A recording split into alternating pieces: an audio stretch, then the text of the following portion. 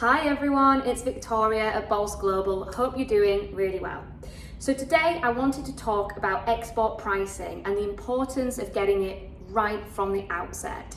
This is something that we see a lot of brands make a mistake with time and time again, and it's easy to understand why, but with a few key tips that I'm going to give you today, I hope that you will be better positioned for future opportunities globally.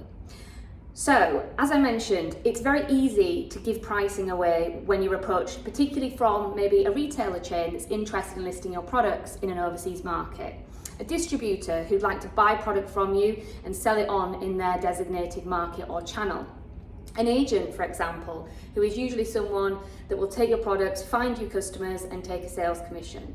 Or equally, something such as an export house or a consolidator that we may call them, who are based in your home market and have customers in a certain geographies whereby they can take the hassle out of exporting and label, document and supply your products into their customer bases around the world.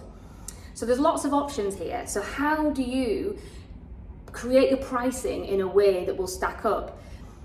The main thing here is to remember that you have to think about the price in which you can sell within your target market and be able to some extent work back from that. Because if you decide to go direct to a retailer, for example, that can be a great option and a great starting point to enter the market. However, if longer term you see the opportunity, you would like to develop that market more extensively, have other customers in those markets, potentially other channels there, then unless you're ready or able, or from a strategic point of view want to open up your own entity there, then you are going to need extra support and potentially extra partners to help realise that. They, of course, will also need a margin within the value chain. So if your pricing is too low when you're selling direct to a retailer or to another UK consolidator, for example, then you risk not having enough margin in the value chain for another partner to come into play and really help you boost market penetration in that market. So it's always worth considering that. And in the same way with your domestic market, you may sell out at a higher price direct to retail and have wholesalers and other intermediaries working with you in the domestic market. You should apply the same approach on an international basis. The other thing to think about internationally as well is that there are extra costs when trading, and from this I mean within the product itself. You may need to put the language of the target market on the product itself. That may be a sticker, that may be actually printed text, and obviously that incurs extra cost, extra packaging, etc. in order to do so. There may be needs for product adaptation potentially as well, and your readiness and willingness to do that, but which will also impact on the pricing basis.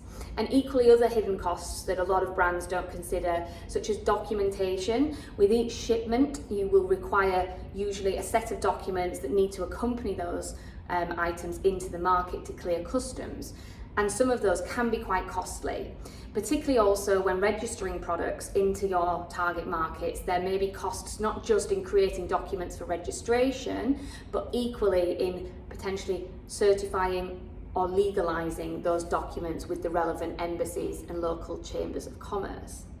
So you can see that it can be quite complex and there's quite a lot to consider with your pricing.